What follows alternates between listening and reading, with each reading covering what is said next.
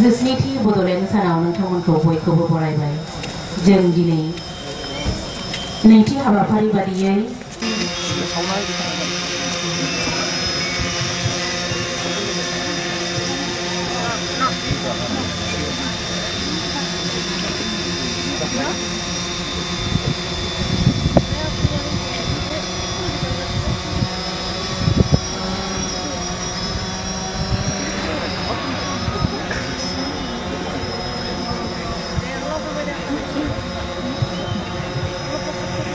जोंहा बिबार बावनाय हाबाफारिया सोलिगासिनो दङ।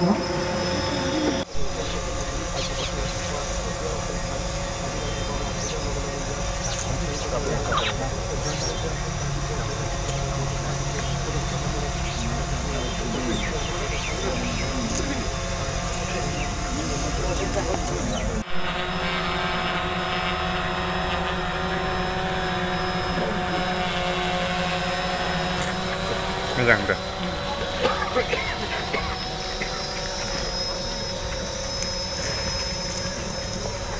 मानवविरोध मंत्री विश्वजित दिवान utama bahwa di batang tenaga kerja ada Johan itu bahwa asalnya kemudian Baidu di kampung di batang tenaga kerja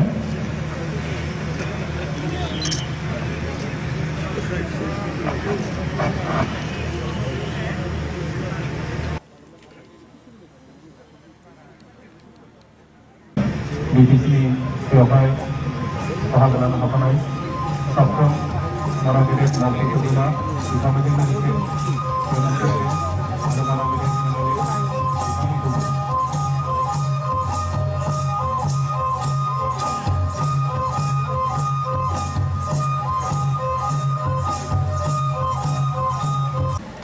আমার সকলোৰে শ্ৰদ্ধাৰ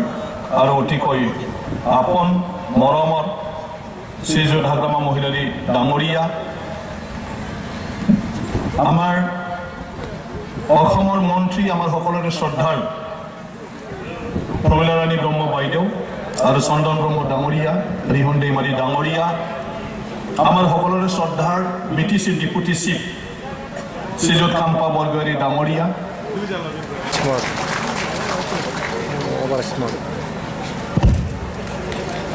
Thank you, sir. এতিয়া আমি সম্বৰ্ধনা জনাব বিচাৰিছো যাৰ কাৰণে আমি ইয়াত সকলোৱে আছো অকল বিটিচিৰ চিফ নহয় এই বডলেণ্ড ডে তেওঁৰ চুক্তিৰ কাৰণে আজি আমি পালন কৰিব পাইছো বিএলটিৰ সময়ৰ চেয়াৰমেন আন্দোলনকাৰী নেতা 2003 চনৰ 10 ফেব্ৰুৱাৰী আমাৰ আন্দোলনকাৰীৰ হৈ ফালে হাগ্ৰামা মহিলাৰী ডাঙৰীয়া যিজন আজি আমাৰ সকলোৰে শ্ৰদ্ধাৰ চিফ তেখেতে চুক্তি কৰিছিল গতিকে হাগ্ৰামা মহিলাৰী ডাঙৰীয়াক সম্বৰ্ধনা জনাবলৈ মই অনুৰোধ জনাইছো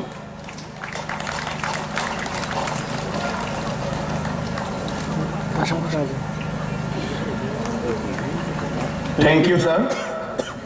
এতিয়া মই সম্বৰ্ধনা জনাবলৈ অনুৰোধ কৰিছো আমাৰ সকলোৰে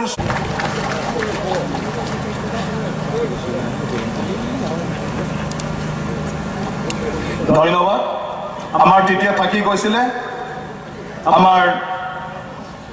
বিটিচি ডিপুটি চিফ আৰু অসমৰ তেওঁ সংগ্ৰামী নেতা আৰু তেওঁলোকৰ কাৰণে আজিৰ এই দিন আমাৰ শ্ৰীযুত কাম্পা বৰগোহাঁই ডাঙৰীয়া তেখেতক মই সম্বৰ্ধনা জনাবলৈ অনুৰোধ জনাইছো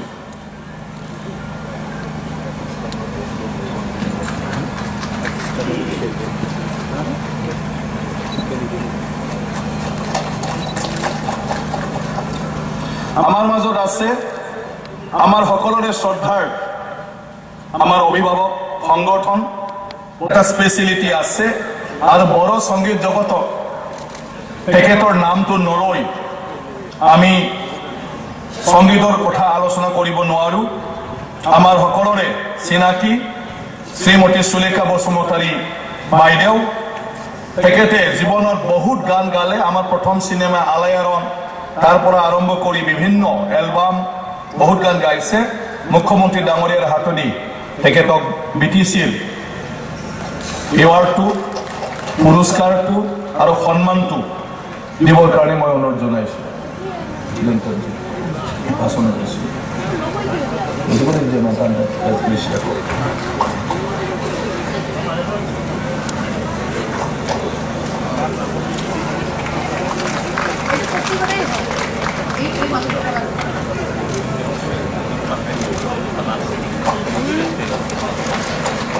ধন্যবাদ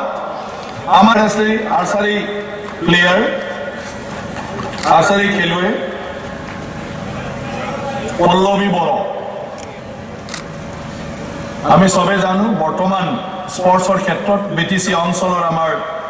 লৰা ছোৱালী বহুখিনি আগবাঢ়ি গৈছে আৰু আমাৰ কাৰণে সৌভাগ্য আজি আমি আৰ্চাৰি ফিল্ডখনত আমেৰিকাৰ পৰা গোল্ড মেডেল ইন্টাৰন্যাশনাল ইভেন্টসত কৰিয়ে আনি পাৰা আমাৰ পল্লৱী বড়ক আমি আজি ইয়াত পাইছো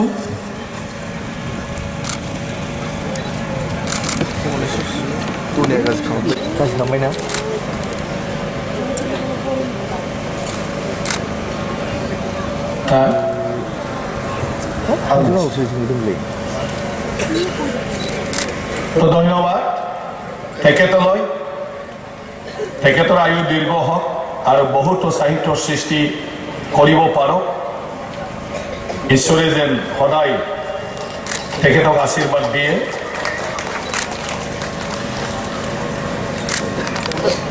BPF দলে BTC চুক্তি হোৱাৰ পিছত BTC চুক্তি 2030 চনত BTC চুক্তি হোৱাৰ পিছত আমি 2005 চনত BPF দল গঠন কৰি পেলাই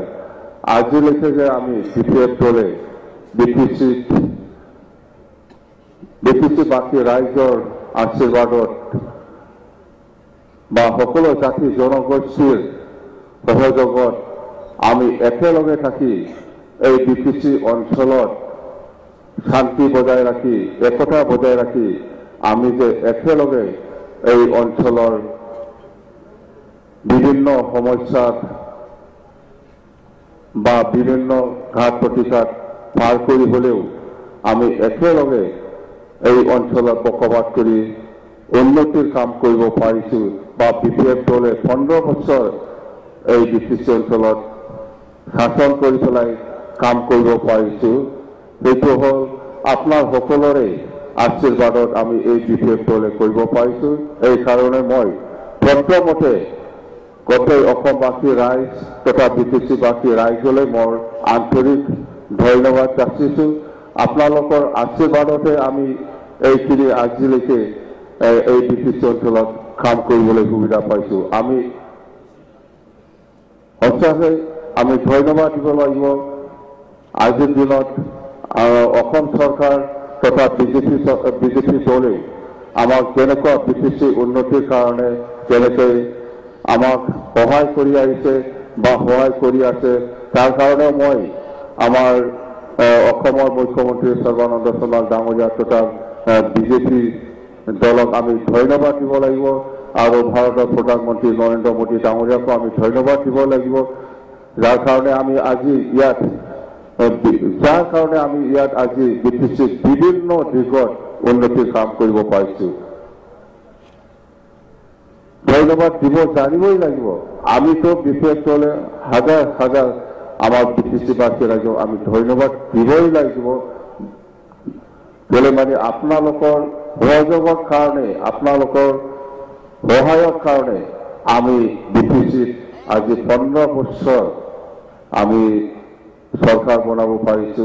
সকলো জাতি জনগোষ্ঠীৰ সহায় আমি পাইছো আমি কোৱা নাই যে কোনোবা জনগোষ্ঠীয়ে আমাক সহায় কৰা নাই মুছলিমো সহায় কৰি আহিছো অসমীয়াও সহায় কৰি আহিছো বেংগলীও সহায় কৰি আহিছো মদাহী হওক নেপালী হওক গাৰো ৰাভা ৰাজবংশী আদিবাসী হিন্দীভাষী বেংগলী যিমান জাতি জনগোষ্ঠী আছে আপোনালোকৰ আশীৰ্বাদত আপোনালোকৰ সহায়তে BTC চুক্তিও হৈছে আৰু BTC চুক্তি হোৱাৰ পিছতেও আপোনালোকে আমাৰ BPF দলক আজিলৈকে সহায় কৰি আহিছে আৰু ভৱিষ্যতে নিশ্চয় সহায় কৰিব সেইটো মই আশা কৰিছো। খুলুমবাই 17 বড়োলেণ্ড ডে উপলক্ষে আজি মহাস্থানত আয়োজিত লোকে লোকাৰণ্য এই জনসভাত উপস্থিত থকা বিটিচিৰ মুৰব্বী আমাৰ সকলোৰে অতি মৰমৰ আৰু অসমৰ জনপ্ৰিয় নেতা শ্ৰদ্ধেয় হাগ্ৰামা মহিলাৰী ডাঙৰীয়া, এই সভাত উপস্থিত থকা অসম চৰকাৰৰ আৰু এই সভাত বিশেষভাৱে উপস্থিত থকা শ্বহীদ পৰিয়ালৰ প্ৰণম শ্ৰদ্ধাৰ পৰিয়ালবৰ্গ, জয় জয়তে আজি সভাখনত সমবেত হোৱা আপোনালোক সকলোৰে প্ৰতি মই মোৰ গভীৰ শ্ৰদ্ধা আৰু শুভেচ্ছা জ্ঞাপন কৰিছো। আজি বিটিচিৰ গঠন হোৱা 17 বছৰ হ'ল আৰু আজিৰ দিনটো নিশ্চিতভাৱে বিটিচি অঞ্চলৰ ৰাইজৰ বাবে এটা ঐতিহাসিক দিন। আমি এই মুহূৰ্তত সেইগৰাকী মহান নেতাক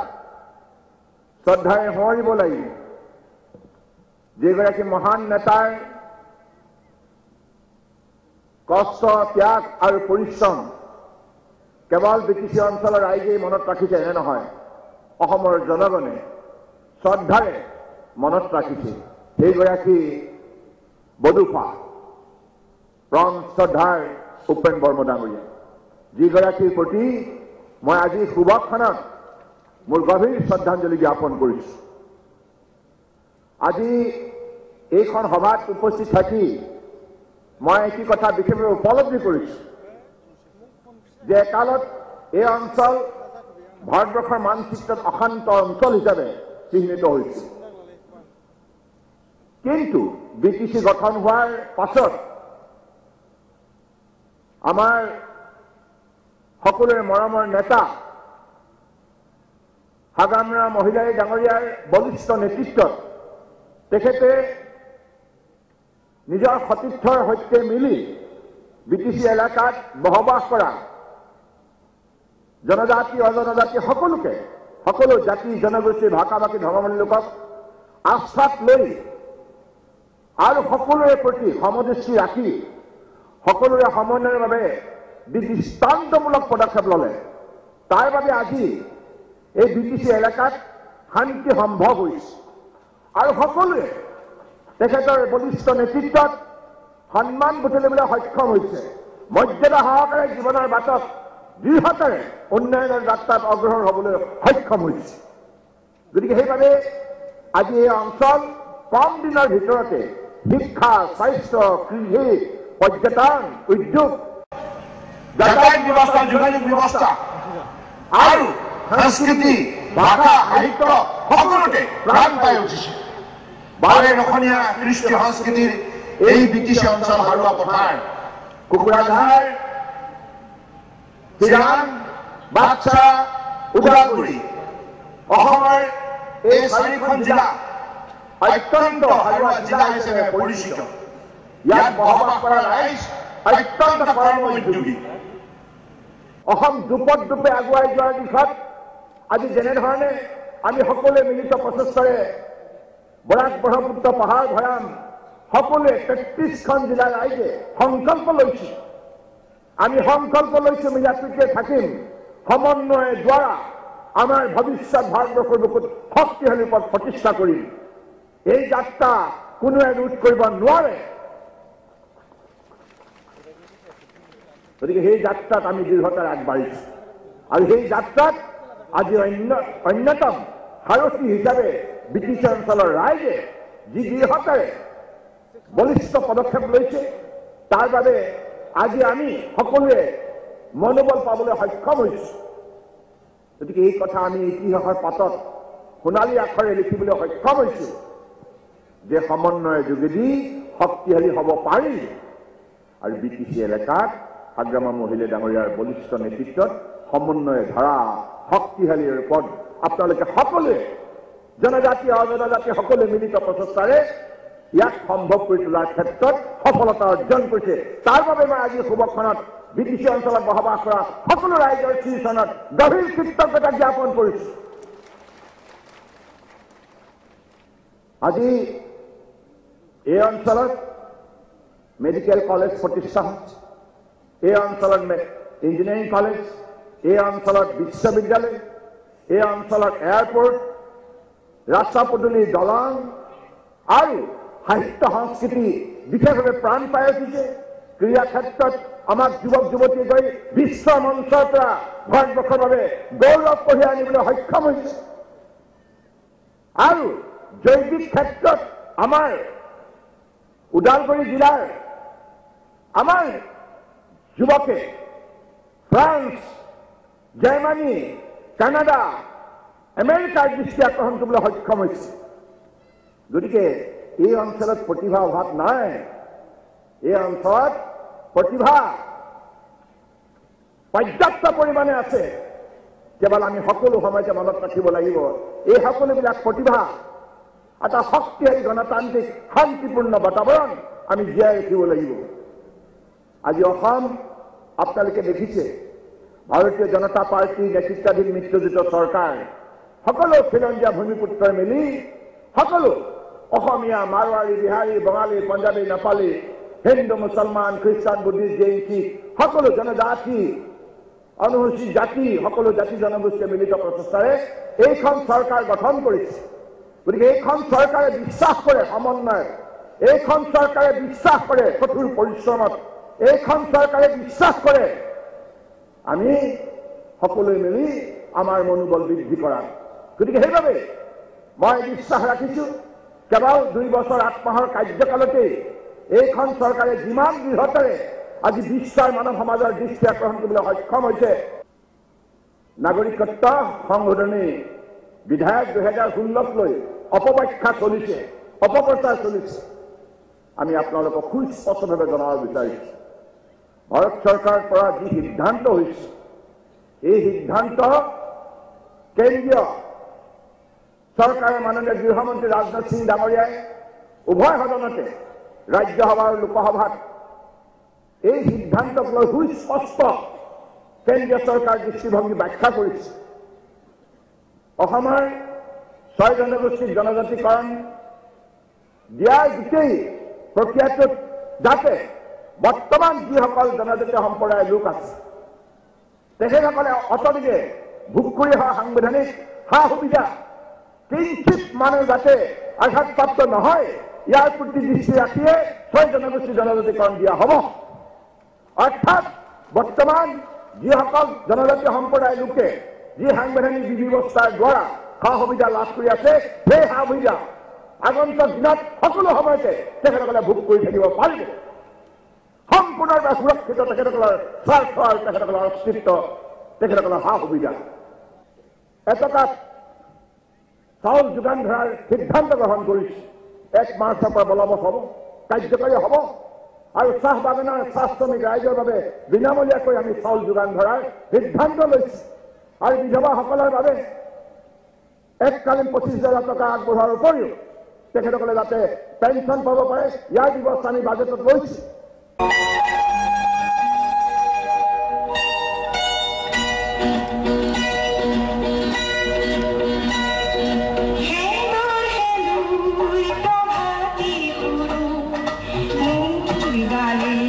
Hey,